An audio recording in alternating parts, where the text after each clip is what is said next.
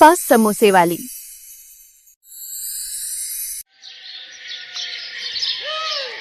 शहर का सबसे बिजी इलाका और दोपहर की कड़कती धूप पर नंदिनी के ठेले पर लोगों की भीड़ कम होने का नाम ही नहीं ले रही थी।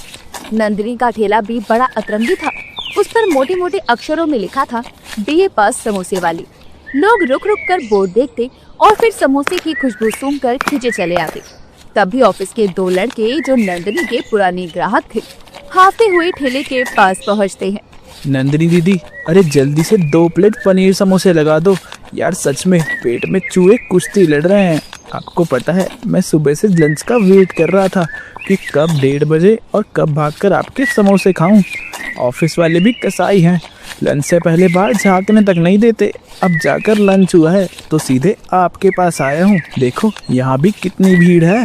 हाँ दीदी, ये एकदम सच बोल रहा है। हम लोग सुबह से बस इसी फिराक में रहते हैं कि कब लंच का टाइम हो और कब हम आपके ठेले पर धावा बोले।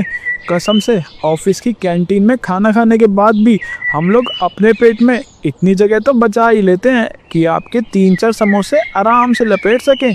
सच में दीदी, जो स्वाद आपके हाथ में है ना, वो इस पूरे इलाके में 10-15 किलोमीटर के अंदर किसी भी समोसे वाले के पास नहीं है। तभी तो देखो लोग पसीने में तर रहे हैं, फिर भी समोसे के लिए लाइन लगाए खड़े हैं। नंदिनी उनकी बातें सुनकर वो बड़े आराम से कढ़ाई से गर्मा गर्म समोसे निकालती है और उन पर सोठ और हरी चटनी डालकर उन्हें पकड़ाती है। अरे बस भी करो भाई, तुम लोग तो इतनी तारीफें कर रहे हो कि मुझे समझ में नहीं आ रहा क्या बोलूं। जानती हूँ मेरे हाथों के समोसे तुम लोगों को बहुत पसंद है, पर इतनी ज्यादा तारीफ भी सही नहीं है। मैं कोई मास्टर शेफ थोड़ी ना हूँ जो तुम लोग मुझे आसमान पर चढ़ा रहे हो। बस अपना काम कर रही हूँ। वो दोनों लड़के मजे से वहीं खड़े होकर समोसे उड़ाते हैं और अपनी कोल्ड ड्रिंक पीकर वहाँ से चले जाते हैं। ऐसे ही समय गुजरता है। वहाँ कॉलेज के 2-3 बच्चे आते हैं। उनके कंधों पर भारी बैग थे और शक्ल से वो थोड़े परेशान और पढ़ाई से ऊबे हुए लग रहे थे। यार भाई, मुझे तो ये कॉलेज की थ्योरी कुछ पल्ले ही नहीं पड़ रही। पता नहीं ये पढ़ाई इतनी बोरिंग और पकाऊ क्यों है। मेरा तो मन करता है कि किताब फाड़ के फेंक दूं। हाँ यार, मेरा भी सेम हाल है। मुझे तो समझ में नहीं आ रहा कि लोग ये बीए पास कैसे कर लेते हैं। इतनी सारी किताबें, इतने सारे चैप्टर।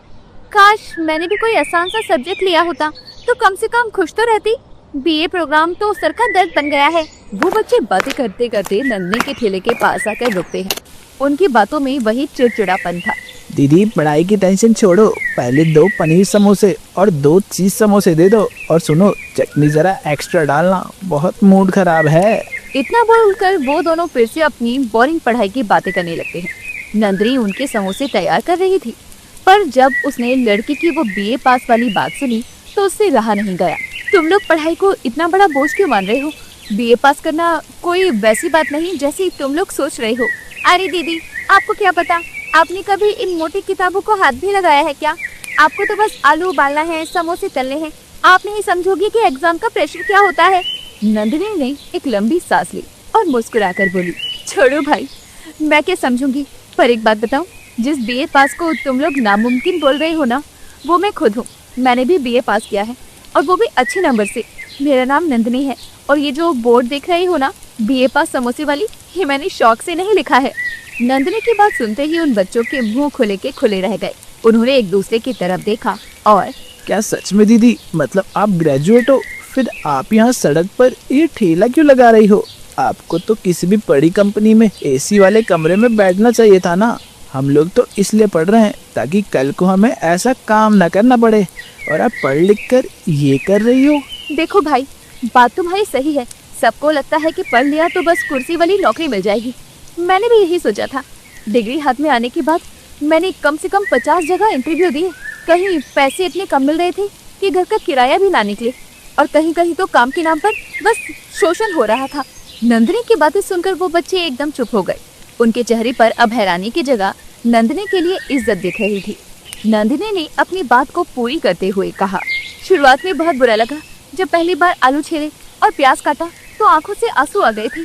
पड़ोस की आंटियां और रिश्तेदार तो ऐसे ताने मारती थी जैसे मैंने कोई गुनाह कर दिया हो। कहते थे, देखो बाप ने पैसा फूका और अब बेटी सड़क पर समोसे तल रही है। पर मैंने सोच लिया था कि काम कोई भी हो, अगर ईमानदारी और दिमाग लगाकर किया जाए तो वो छोटा नहीं रहता। मैंने अपनी पढ़ाई का इस्तेमाल बिजनेस में किया। हिसाब किताब खुद देखती हूँ और नए नए फ्लेवर लाती हूँ और ग्राहकों से कैसे बात करनी है ये मुझे मेरी एजुकेशन ने ही सिखाया है। दीदी सॉरी, हमने आपको गलत समझा। सच में आपकी हिम्मत देखकर तो मुझे अपनी पढ़ाई वाली टेंशन छोटी लगने लगी है। हम लोग तो बस इसलिए रो रहे थे कि याद नहीं हो रहा, पर आप तो असली लाइफ का एग्जाम दे रही हैं। अब हमें रियलाइज हो रहा है कि लोगों की जिंदगी में न सिर्फ पढ़ाई की चिंता बल्कि और भी चीजों की टेंशन रहती है। टेंशन मत लो, बस मन लगाकर पढ़ाई करो, वो बेकार नहीं जाएगी। चाहे तुम नौकरी करो या अपना कोई काम। मेरी डिग्री ने मुझे वो कॉन्फिडेंस दिया है कि मैं आज हजारों लोगों के बीच शान से खड़ी होकर अपना ठेला चला सकती हूँ। मुझे कोई शर्म नहीं आती, बल्कि मुझे गर्व होता है कि मैं अपने पैरों पर खड़ी हूँ।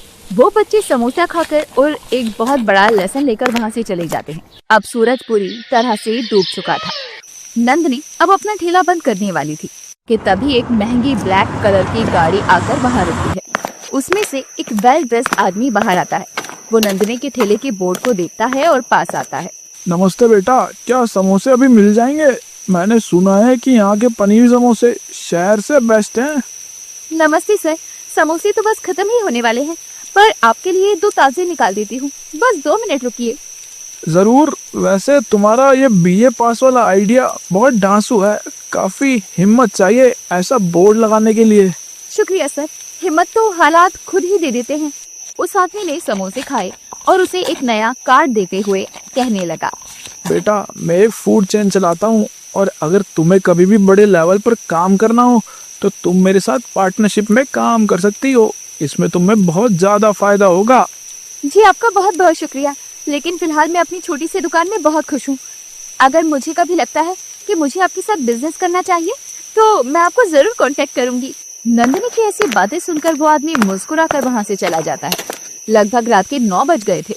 नंदिनी ने अपना ठेला समेटा। घर पहुँचते ही उसकी माँ उसका इंतजार कर रही थी। माँ ने उसकी थकान भरी आंखों में देखा। थक गई होगी ना मेरी बच्ची, चल हाथ मुंह धोले, खाना लगाती हूँ। नहीं माँ, आज थकान नहीं, आज कुछ बच्चों को लाइफ की एक छोटी सी थ्योरी समझा कर आई हूँ।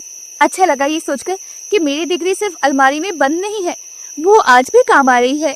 नंदिनी रात को सोने से पहले अपनी बीए की डिग्री की तरफ देखती है और मुस्कुराती है। उसे पता है कल फिर से सुबह 5 बजे उठना है, मेहनत करनी है, पर अब उसे किसी का डर नहीं था। वो अपनी किस्मत की खुद मास्टर शेफ बन चुकी थी।